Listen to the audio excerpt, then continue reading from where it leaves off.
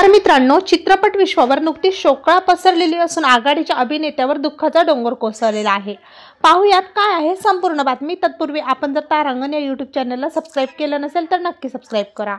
मिळालेल्या माहितीनुसार सुप्रसिद्ध आघाडीचा अभिनेता अल्लू अर्जुन यांच्या आजी अल्लू कनक रत्नम्मा यांनी आज पहाटे 1:45 या जगातून अखेरचा श्वास घेतलेला आहे।